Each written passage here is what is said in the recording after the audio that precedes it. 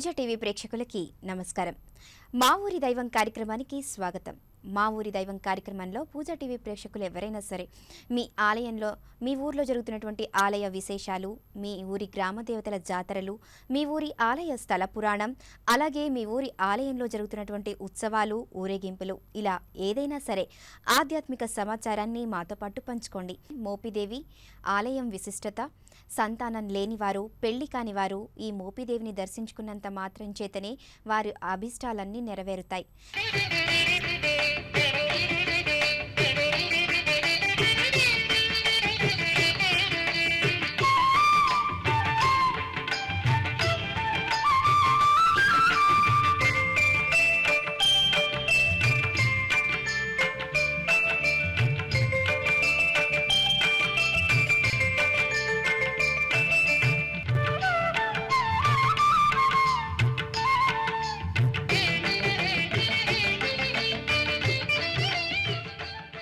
కల ప్రేమ గ్రోలిన దైవం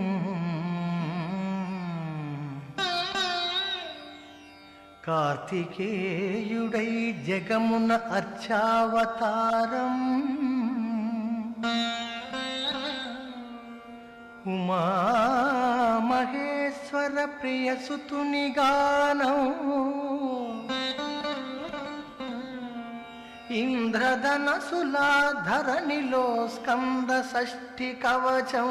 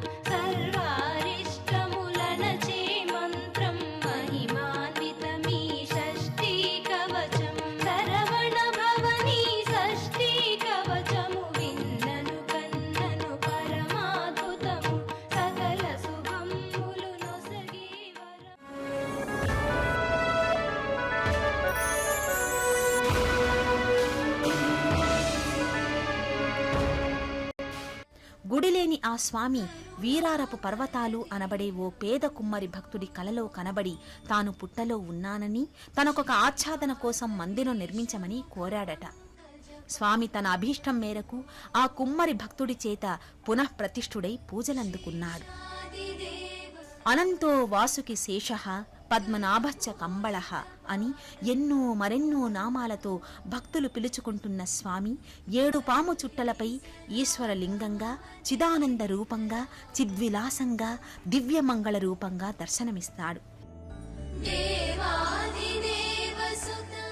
భక్తులు కరాలు జోడించి వరాలివ్వమని ప్రార్థిస్తారు. వారి మొర ఆలకించి ఆ స్వామి తలాడించినట్టుగా భక్తులకు తోచి సంతృప్తులవుతారు.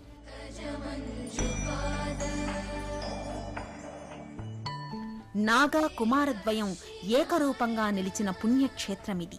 మోహినీపురమని, సర్పక్షేత్రమని పేరెన్నికగన్న ఈ మోపిదేవి దివ్యక్షేత్రం అత్యంత మహిమాన్వితమైనదని పురాణోక్తి.